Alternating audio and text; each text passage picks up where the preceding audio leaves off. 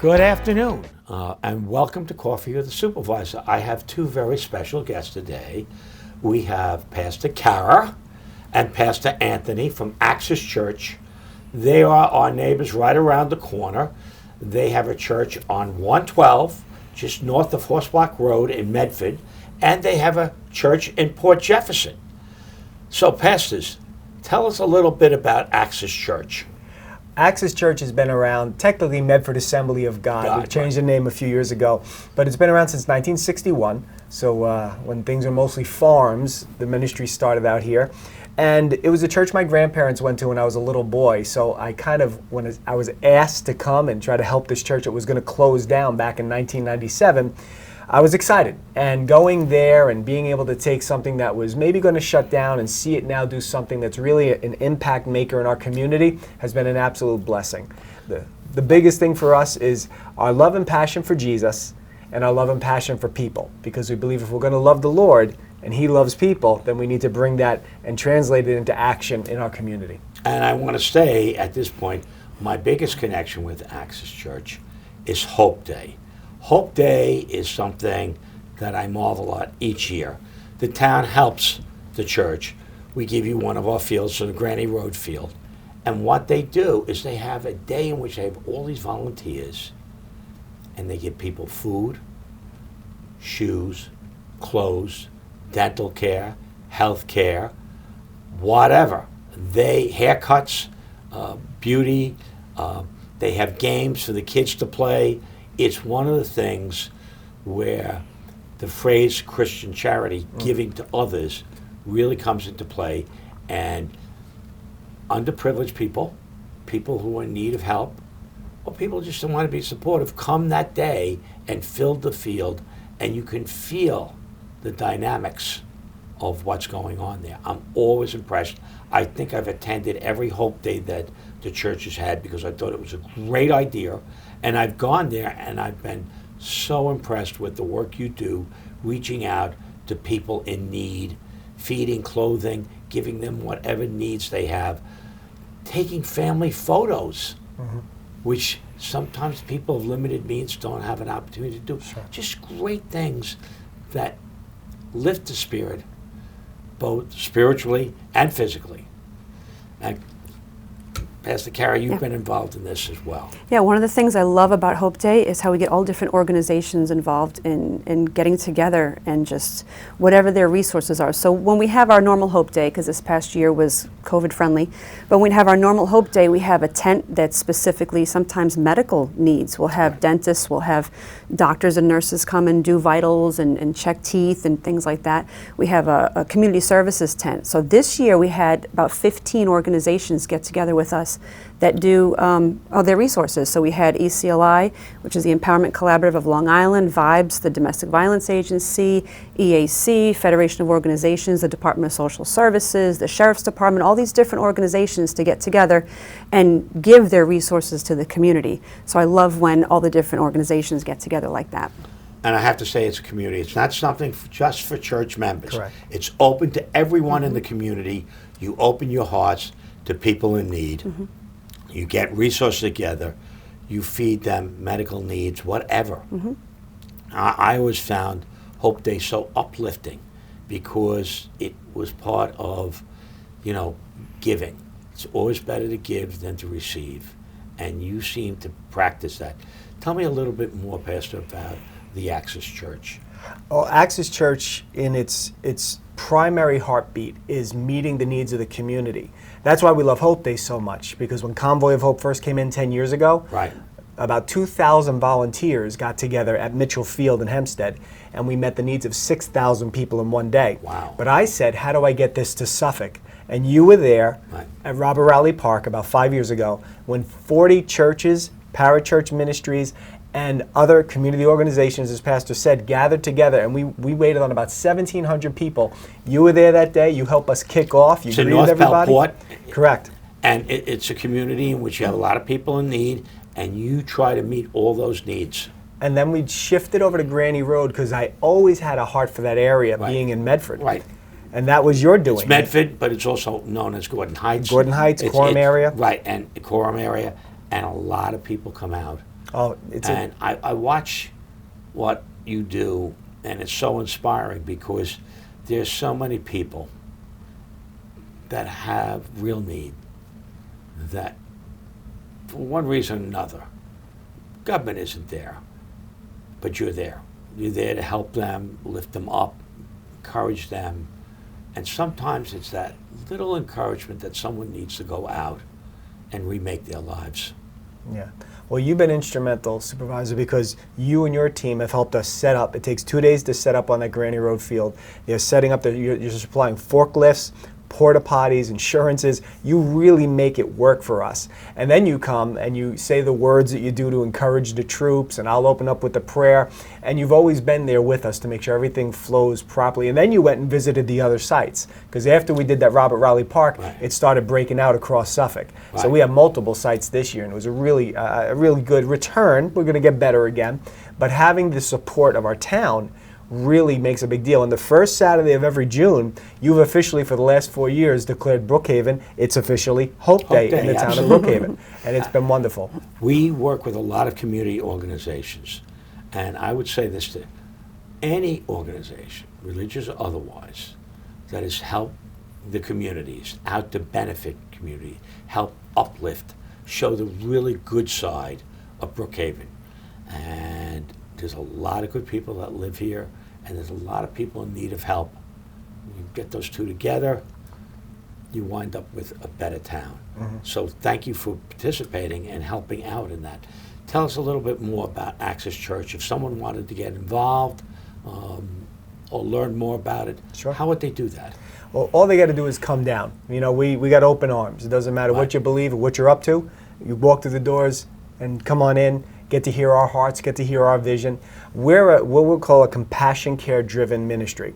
So whether it's military or PTSD, homelessness, foster care, children with special needs, and a really strong emphasis now on human trafficking, because we're recognizing the realities that in our own backyards, even down the hallways where my daughters go to Comswag High School, that the friends that they have can very well be trafficked and exploited, and they're not even aware of it. So our heart now has been to work with the SCPD Human Trafficking Division, Sheriff Toulon, and ECLI, as Pastor Kara said. And that human trafficking component has become very big. We know that if we're going to bring the gospel of Jesus Christ into our community, we feel it's best done by serving and meeting the needs. And as we show the people we care about them, then they're going to start to care about what we know. And that is that Christ is the answer to all these situations. So Pastor Kara has been fantastic in regards to making all the connections with the whether elected officials or the advocacy groups to get us moving in the right direction. Well, Pastor Kara, you've worked on human trafficking, which is one of many concerns, but obviously a major concern, because we don't want to see that here Right. on Long Island or anywhere. Right. You know, the age of slavery is long gone. Tell us a little bit about your work in that field. Well, we're part of the SCADI, which is a Suffolk County Anti-Trafficking Initiative, and it's great because, again, it's all different organizations getting together, and we're the faith piece, the faith arm to that initiative. And you work with the sheriff as well. And I'm the chair of the Interfaith Council for the Sheriff's Department. And so we have a big part with the reentry program, the START reentry program that we do there, that the sheriff instituted there, which is a great program for reentry. It's And helped people who have unfortunately gone to jail and they're looking to come out of jail, restart their lives. You work with that. yeah, the START program resources the inmate of whatever they might need, whether it's housing, transportation, food, and they'll have the groups. And one of the things I love about it too is that some of the groups that they started in the jail, whether it be a recovery program or counseling, anything like that, they don't have to go back in the jail. They also don't have to go find it in the community. They can go back to the START center and get the same counseling and therapy that they were getting while they were in the jail, which is great because you've made that connection with somebody and you don't want them to stop that. So just a great way for starting the rehabilitation within the jail and then transitioning into the community. So us as a church, we can do whatever we can do to help that is what we do. And we get the word out to other churches and other organizations, faith-based organizations, to help them to be part of that. Whatever my motto for the past, I'm going to say 5 years, has been know what your role is and do it well. So if your role is, if you can do transportation, do it and do it well and do it for everybody you can do it for. Or housing. Or housing, or Or food. job placement. Job placement. food pantry. Food pantry, counseling, Absolutely. everything. And that's what us being part of all the different organizations, we're working together. And that's the key, is being able to work together in the community to help. Well, it's great. Now, Pastor Anthony, again, if someone wanted to learn about a little bit more about Access Church, do you have a web page that they could go to? We made it simple. accessny.org. Okay. They go right online, all the information about the church, both locations, the small groups that are going on, the groups that we have during the week that they can get involved with. Accessny.org. AXISNY.org. And the telephone number that you would have? It's 631-732-7682. That's 631-732-7682. I say that because there's a lot of good people that are looking to help. And they'll work with a lot of different organizations if they think that organization is going to make a difference. And it's very clear that your organization makes a difference. Thank It you. makes a huge difference. Thank you. I'm happy to have your church in our community. And I'm happy to have any organization in the community that helps improve the lives of people that live in this town and the things that you do. What else could you add as a postscript to what you've told us about Access Church? One of the things that we're trying to do, and one of the things that broke our heart, is when the DA and the sheriff pleaded with us about having a place for the girls who were rescued to restart their lives, that there's really no housing set aside for them beyond emergency housing or a quick domestic violence home, but it's not what they need, a shelter. We want to give them, and we're working on actually building a home out of our own pockets, the church, come together and put together a facility that can give them dignity, safety, and a chance to restart life. We'll be there as the church to help them learn about the love of the Lord. We'll be there as a church to help them to get a vocation, to get skills together, even maybe to parent better, whatever the scenario is. But that's one of our biggest visions right now, is to actually have a home that's set up to be able to give these girls a fresh lease on life. Have you thought about other resources, where you would locate it? We actually have a dilapidated parsonage at our Port Jeff facility, and it's the village of Port Jeff, if you know anybody. And we can start to put the pieces of the puzzle together about ripping down and rebuilding. We've had an architectural group already work with some possible plans on what it might look like to make that happen. So we believe the dream will become a reality, but we just got to put our boots to the ground and then pull up our sleeves and get a little dirty to make it happen. Great. So look, when we walked out this door, which is the studio door, we're going to hang a left and then a right, and you're going to be in the Department of Housing and Community Development. And we're going to see if you're going to run a program to help people who really do need help and really don't have 2 cents to put together. If we can find a way to direct some of the funds that we have, if you fit into any of the programs that the federal government gives us money for, to provide housing for people like this, and maybe we can enter into a contract with you to do something of that nature. So we're always looking to help people. We don't want to see people out on the streets, and we're seeing too much of it.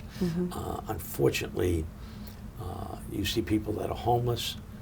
Many who are homeless have some mental health issues, Right. And we really have to begin to address those if we're going to become a better community.